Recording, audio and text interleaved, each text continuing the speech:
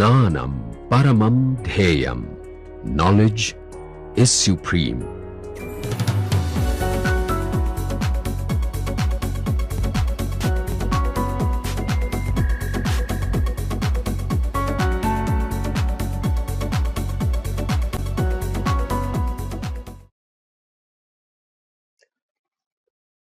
Just to recap, what is wave function, which you have already seen. I put it as a plot here. The mod of the complex wave function, mod squared of it, it's going to be positive definite, and there is a plot as a function of x. And looking at the plot, you can try and define formally probability of finding a particle between x and x plus dx at a specific time t will be mod of psi of xt mod squared dx. It's nothing but it is this area which is shown here. I put a shaded area here, and that gives you the probability of finding the particle between x and x plus dx. If you want to find the probability of finding the particle between x1 and x2, what do you have to do? You have to integrate between x1 and x2, and that will give you the shaded area under this curve. So, the probability of finding in the region x1 and x2, that's going to be the mod psi squared integrated between x1 and x2. Okay, so that will be the total area shaded under this curve. So, one is to have some kind of a pictorial view, not to mechanically do integrations, differentiation, but you should also know that both the math part as well as the graphical part and experimental data, all these things should be in your mind when you understand quantum mechanics. Okay. This also you have kind of been imposed when you did all the potential step function, well, barrier. In no region you want your wave function to blow up, right? Did you allow anywhere the wave function to blow up? If you had an exponentially growing function, if the region goes up to infinity, plus infinity, then you put that coefficient to be 0. Okay. So, you will make sure that the probability is always a finite quantity, it is not infinite. Okay. So, P which we find for x lying between x1 and x2, this has to be integral x1 to x2 mod psi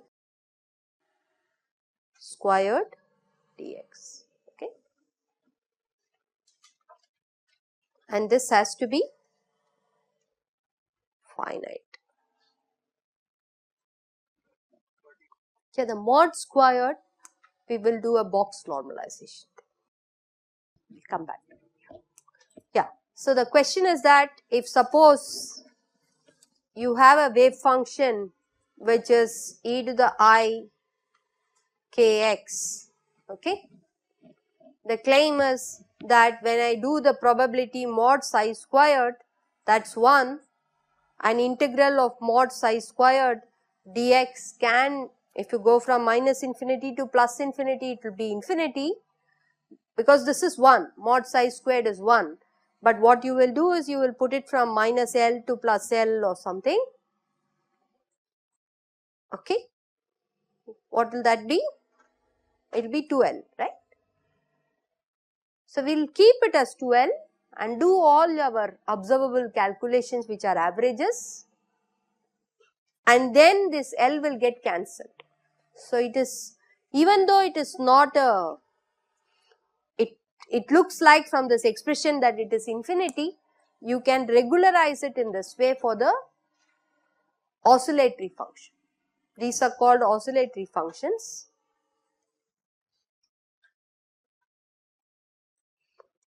And you keep this L and later on you put L tending to infinity, and all your calculations will all be finite. Okay. So, this is one of the important requirement which is called as square integrable condition, and square integrable functions is for formal definition. If you have psi of xt, you have to make sure that it goes to 0 faster than 1 over root x as x tends to plus or minus plus infinity. If I am looking at the positive x axis, mod x tends to plus infinity, and for such functions you can normalize them, and normalization condition is that the mod psi squared dx in the entire regime, the range, it depends on the situation, but if you are looking at a region which goes from minus infinity to plus infinity, this integral has to be equal to plus 1.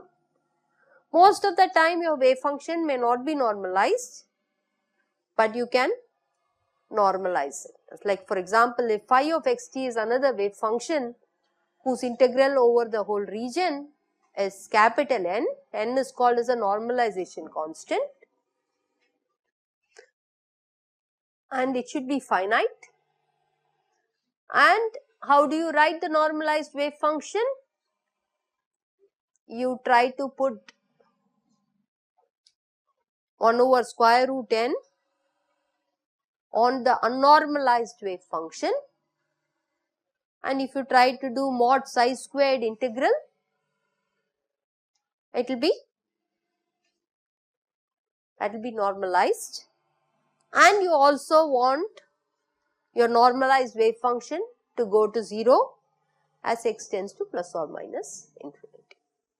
So, these are the formal definitions of the square integrable functions, and for you to call it as a normalizable wave function. Okay. So, this is one exercise which I want you to do. Use the time dependent Schrodinger equation which I showed.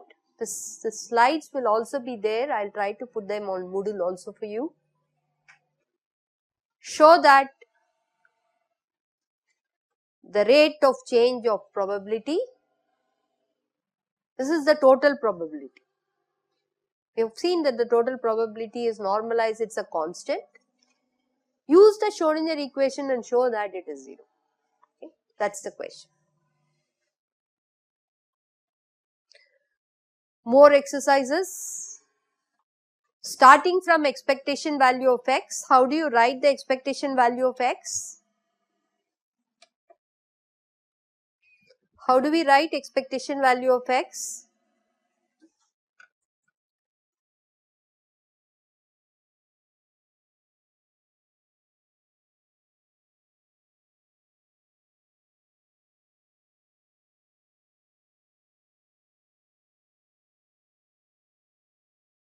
If I assume psi to be a normalized wave function, this is the way we will write the expectation value of x, right?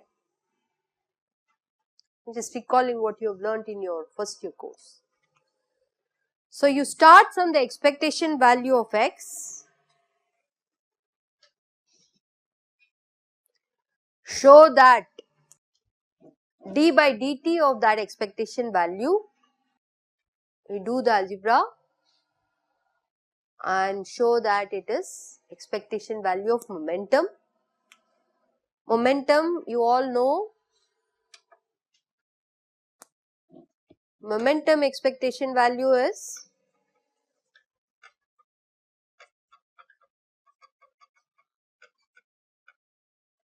minus IH cross del by del x.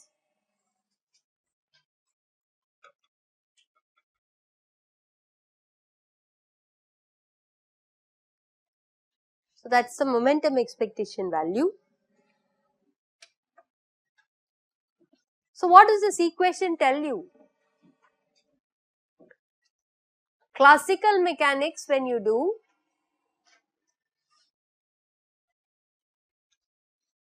right hand side, the extreme right hand side is actually velocity. Okay. You can write this as mv, then it is expectation value of velocity. Expectation of velocity Please derive this. Okay, so this is an exercise. Expectation value of velocity is rate of change of expectation value of position. Classical mechanics, you did not have expectation value, but you would have done d by dt of x to give you v. Okay. If you want to match with classical laws, it's the expectation value which satisfies the classical laws. Quantum ideas, momentum is minus IH cross del by del x. It does not give you any matching with classical laws. But if you want to understand classical laws, find out the expectation value and see what equation the expectation value satisfies. Okay. So, this explicitly when I do it, you see that d by dt of expectation value of x is 1 over m times expectation value of p, which is what we expect for a classical law where we don't do expectation value. Exercise 3. It's also familiar to you. If you are in the presence of a potential energy, the force law will be the minus gradient, conservative potentials if you have. The force will be proportional to minus gradient V. Everybody knows that, right? Classical.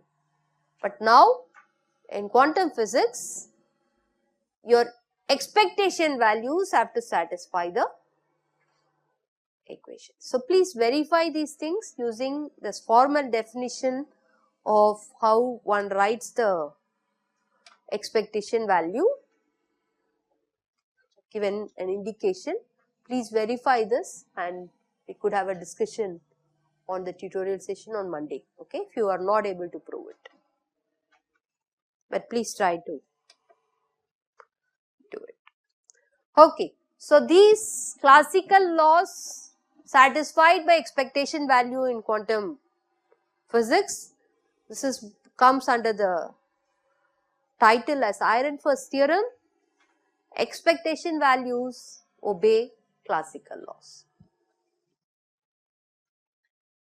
Okay. Okay, a couple of things which you have done in the previous course.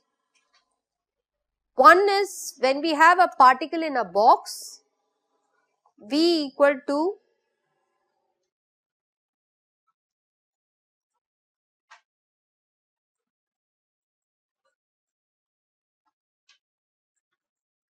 right. This is something which you have used. And you have also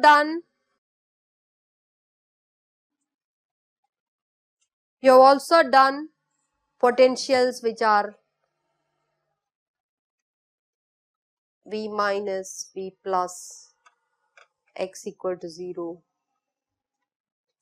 Yes. So these are finite. V minus and V plus are finite. Right. When you did this finite potentials, you made sure that psi minus the region at x equal to 0 should be equal to psi plus at x equal to 0. What else? d by dx of psi. So this is psi minus evaluated at x equal to 0 should be same as on psi plus at x equal to 0. So this is continuity of wave function, this one, and this one was continuity of derivative of wave function for finite potential. But once I do a particle in a box, which one is removed? The second one is removed. Why? Do you know the reason?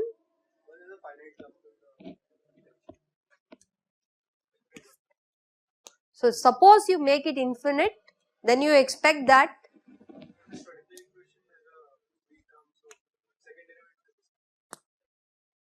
That's one way of seeing it. And we would like to see for other kind of potentials. What are the other kind of potentials? You all learnt about Dirac delta function in your math course? Yes. So what is that property? Suppose I have V as V naught delta of x. This is the delta, Dirac delta function. We expect what? We expect psi of x, psi minus of x to be same as psi plus of x. Continuity of wave function, there is no problem. Even for a particle in a box, your wave function should vanish at x equal to 0 and at x equal to L, and there is a continuity. Once there is infinite potential, wave function is 0 in the outside region of the box, wave function is continuous. The derivative of wave function cannot be checked for infinite potentials, right. So, the derivative of wave function in general only for finite potentials will be continuous when you go from region 1 to region 2. This is the statement we make, and as he has already pointed out, if you go and stare at the Schrodinger equation, you can actually prove these things. Okay. So, that is what I am going to show now, okay, just to take you on the tour of seeing it from. Okay. So, take V of x below x equal to 0 to be V minus and V of x to be V plus for above x equal to 0, x greater than 0. And if you take the Schrodinger equation and write the double derivative as difference between the single derivatives divided by epsilon and integrate over dx. So, d squared f by dx squared, if you want to write, how will you write this? Df by dx, okay, evaluated at x plus epsilon minus df by dx x minus epsilon and divided by 2 epsilon.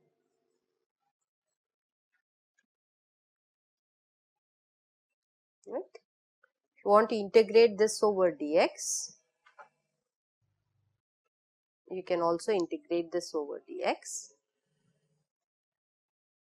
You can remove this from. Okay. So, this will give you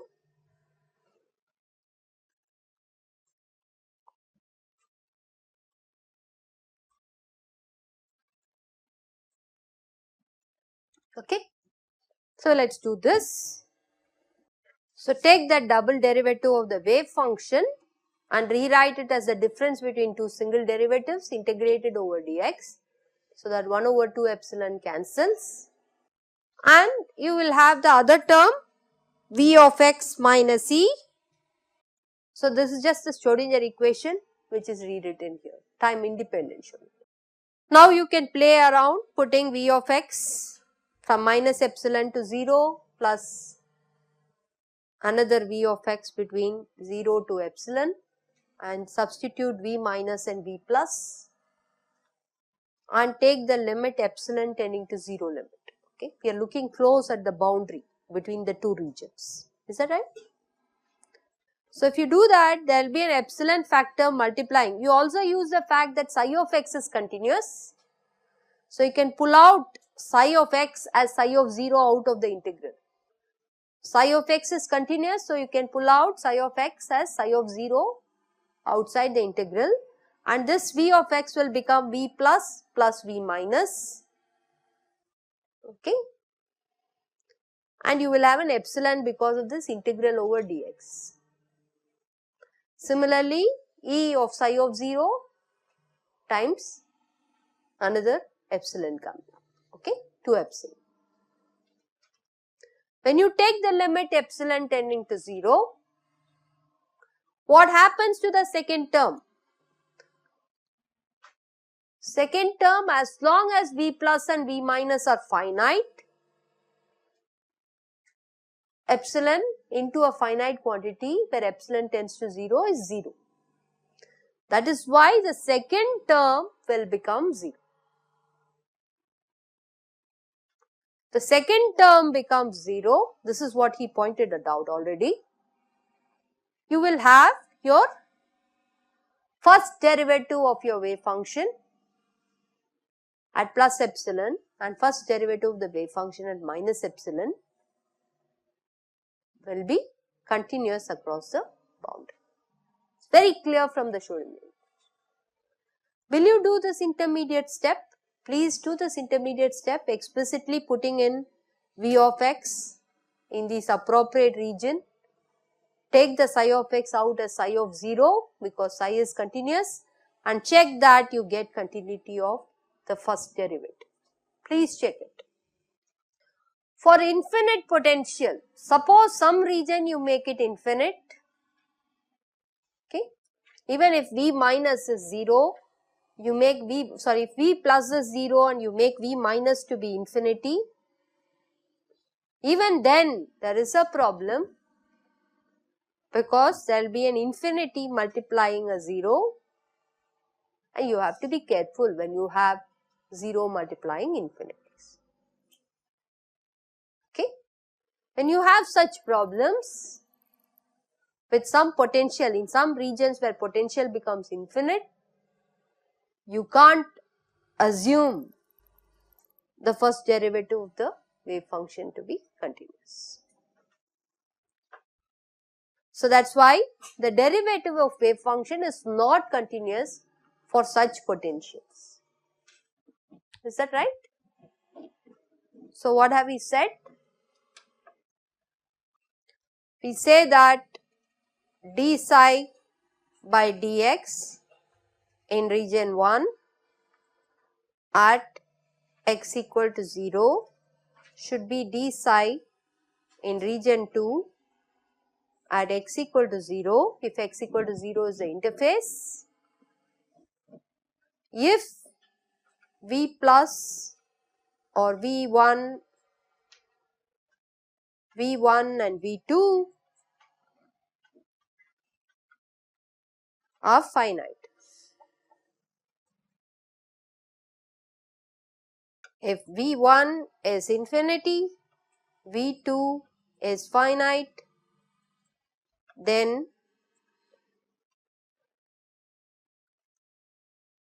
we don't have this. So the immediate problem which we can try to solve is V equal to V naught delta of x. Okay. So how do we do this? We will have a h cross squared over 2m d psi by dx at epsilon, right, minus epsilon. Let's center it around x equal to 0 minus d psi by dx at plus epsilon, or is the other way around, plus epsilon, and this one will be minus epsilon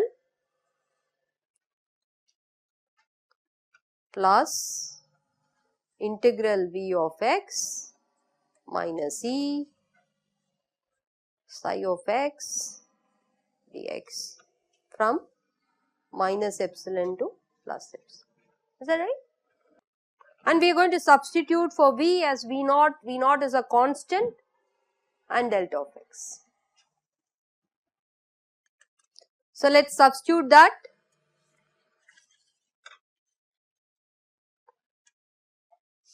V of x psi of x dx will be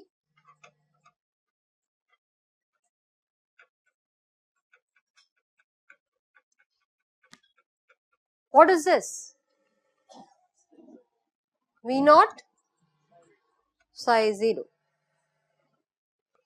minus epsilon to plus epsilon e psi of x dx is e psi of 0 dx, and in the limit you have to take limit epsilon tending to 0, that will be, that's going to be, so this term is 0, v of x psi of x is v naught times psi of 0, which is finite. So in the context of delta function potentials, we can try and tell minus h cross squared over 2m d psi by dx at x equal to minus epsilon minus d psi by dx at x equal to plus epsilon, or the other way around. So you can remove the minus sign and make it plus sign here. Okay, will be plus v naught psi naught equal to 0.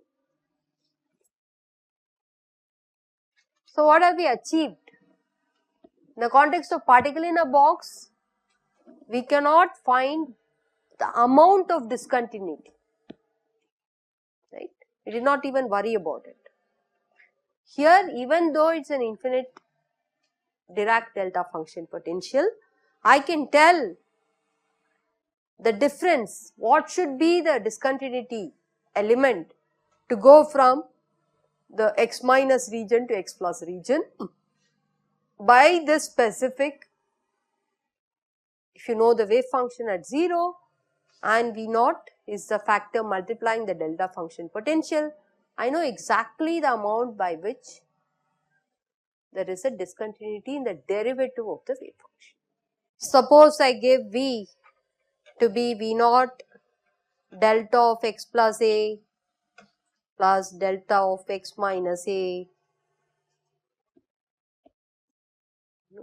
These are the double delta functions.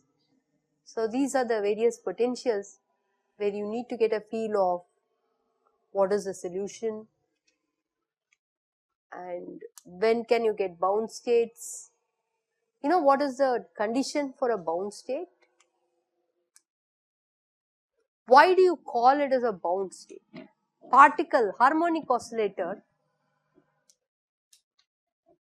what is the requirement? Is it a bound state?